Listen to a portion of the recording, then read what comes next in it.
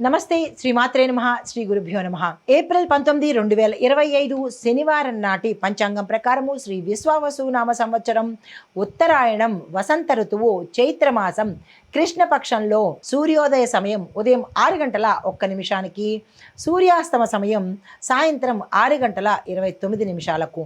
అయితే ఈరోజు తిది షష్ఠి సాయంత్రం 6 గంటల 18 నిమిషముల వరకు. తదుపరి సప్తమి తిథి ప్రవేశము. నక్షత్రం మూలా నక్షత్రం ఉదయం 10 గంటల 11 నిమిషముల వరకు. తదుపరి పూర్వాషాఢ నక్షత్ర ప్రవేశము.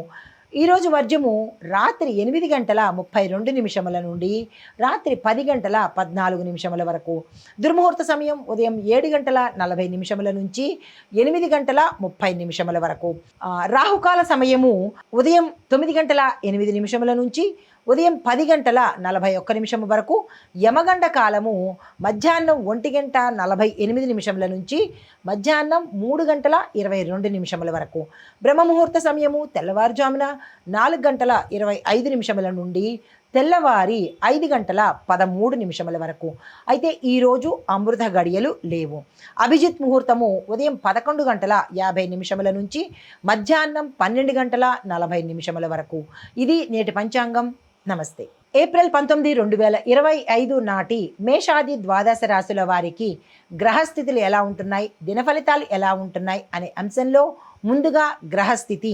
సూర్యుడు మేషరాశిలోను, చంద్రుడు వృశ్చిక రాశిలో, అందులోనూ అనురాధ నక్షత్రంలోను, బుధుడు మీనరాశిలోను, శుక్రుడు మేషరాశిలోను, మంగళుడు మిథున రాశిలోను, బృహస్పతి మేషరాశిలో, శని కుంభరాశిలోను, రాహువు మీనరాశిలోను, కేతువు కన్యారాశిలోను సంచారం చేస్తున్నారు. ఈ సంచార ఫలితాలు ముందుగా మేషరాశి వారికి గ్రహ ఫలితం కనుక చూసుకున్నట్టయితే బృహస్పతి శక్తిగా ఉన్నాడు.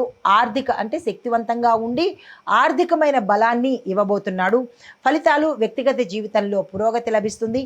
అన్ని రంగాల్లో ఉన్న వాళ్లకు ఈరోజు చాలా అత్యంత అనుకూలమైన రోజు. ఏ ప్రయత్నాలు చేసినా సక్సెస్ అయ్యే అవకాశం ఉంది. ధనపరంగా మీరు అన్నిటికీ ప్రయత్నాలు ఈరోజు చేసుకోండి. అస్సలు వృధా చేసుకునే ప్రయత్నం చేసుకోకండి. శారీరకంగా శక్తివంతంగా ఉంటారు. గురు సంబంధిత ఆలయాలను దర్శించండి. పసుపు దీపాన్ని వెలిగించే ప్రయత్నం చేసుకోండి. అయితే మీకు చెప్పదగిన మంత్రము ఓం బృహస్పతయే నమః. దీన్ని 21 సార్లు చదువుకునే ప్రయత్నం చేయండి. తదుపరి రాశి వృషభ రాశి.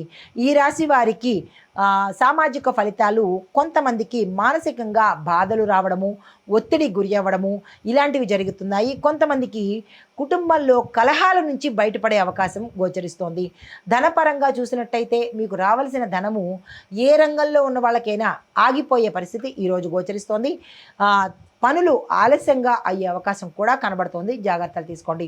మీకు చెప్పదగిన పరిహారము శివుడికి పాలతో అభిషేకం చేసినట్టయితే కొంత సానుకూలమైన ఫలితాలు పొందుతారు.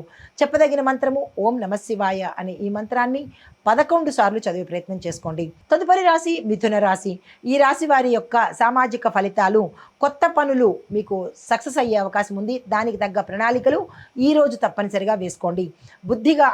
బుద్ధిమంతంగా అంటే యాక్టివ్గాను తెలివితేటలుగాను ఈరోజు వ్యవహారం చేస్తారు.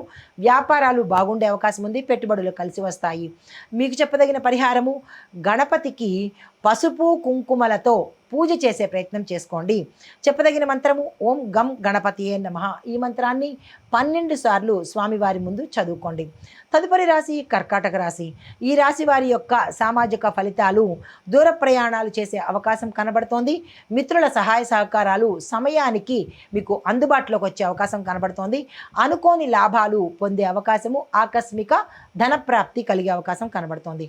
అయితే మీకు చెప్పదగిన పరిహారము అమ్మవారికి కుంకుమార్చన చేసుకుని ఓం క్లీం చాముండాయై విచ్చే అనే ఈ మంత్రాన్ని 11 సార్లు కనుక జపించినట్టయితే గ్రహ సంబంధిత దోషాలతో కాకుండా దృష్టి ప్రయోగ దోషాల నుంచి కూడా అమ్మవారు మిమ్మల్ని కాపాడే ప్రయత్నము, విముక్తి చేసే ప్రయత్నం చేస్తారు.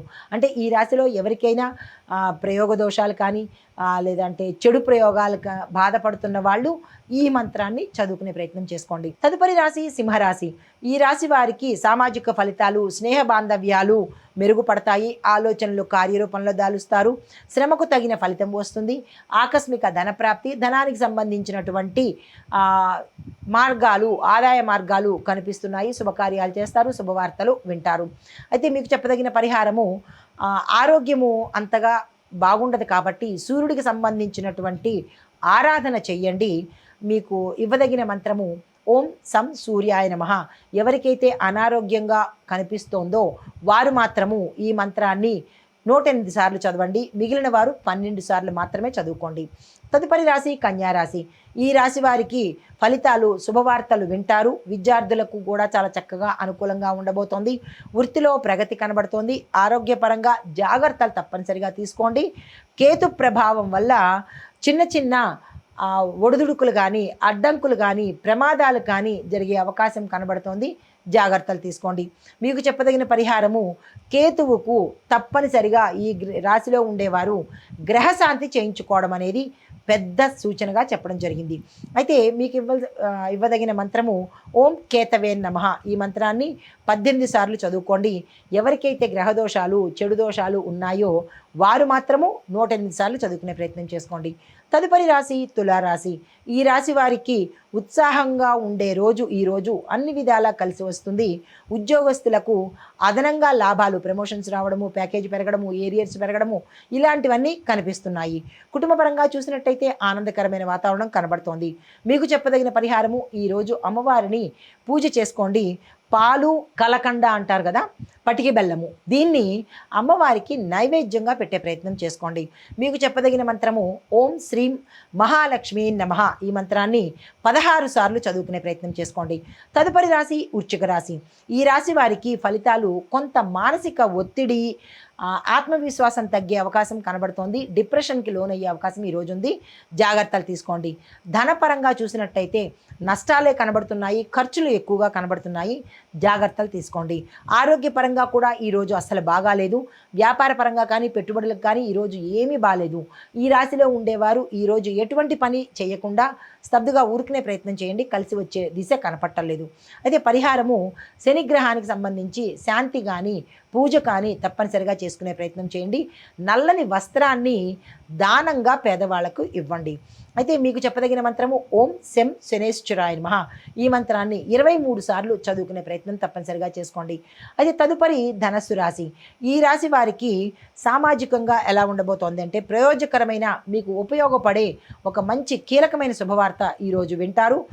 బృహస్పతి దృష్టి ఉంది కాబట్టి శుభకార్యాలు చేస్తారు, ప్రారంభం మొదలు పెడతారు.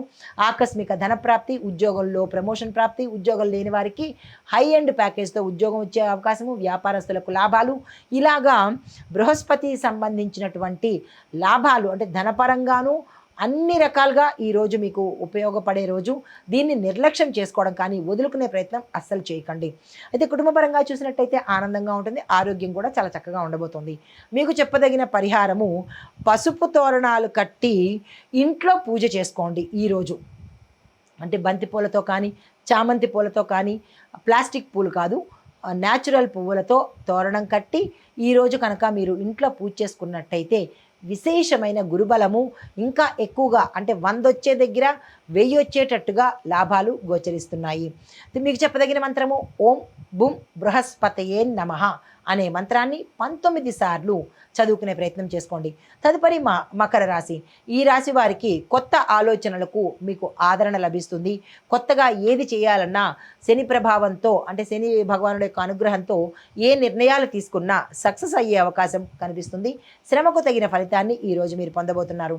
అయితే పరిహారము, శని భగవానుడికి నల్ల నువ్వులతో నెయ్యి దీపాన్ని వెలిగించే ప్రయత్నం చేసుకోండి. మీకు ఇవ్వదగిన మంత్రము ఓం శం శనేశ్వరాయ నమః. ఈ మంత్రాన్ని 21 సార్లు చదువుకునే ప్రయత్నం చేయండి. తదుపరి రాశి కుంభరాశి.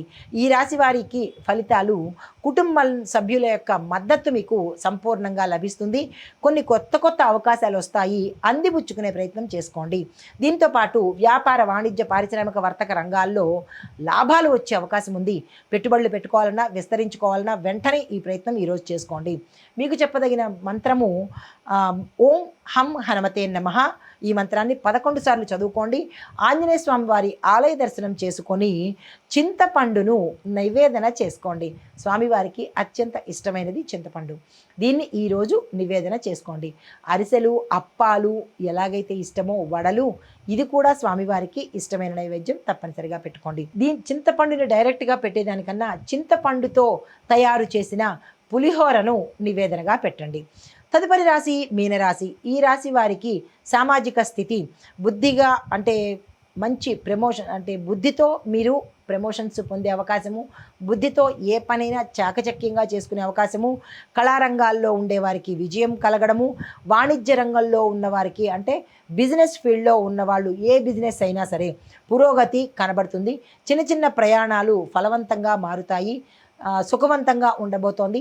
ఏ పని తలపెట్టినా ఏ కార్యం చేసినా ఈరోజు సక్సెస్ అయ్యే అవకాశం కనబడుతోంది. అయితే మీకు చెప్పదగిన పరిహారము గురువుకి అభిషేకం చేయండి. అంటే గురుగ్రహానికి అభిషేకం చేయించుకోండి. పసుపుని దానంగా ఇచ్చే ప్రయత్నం చేసుకోండి. అయితే మీకు చెప్పదగిన మంత్రము ఓం గురవే నమః. దీన్ని 24 సార్లు చదివే ప్రయత్నం చేసుకోండి. ఇది మేషాది ద్వాదశ రాశుల వారికి ఈరోజు చెప్పదగిన గ్రహ ఫలితాలు, దిన ఫలితాలు. నమస్తే.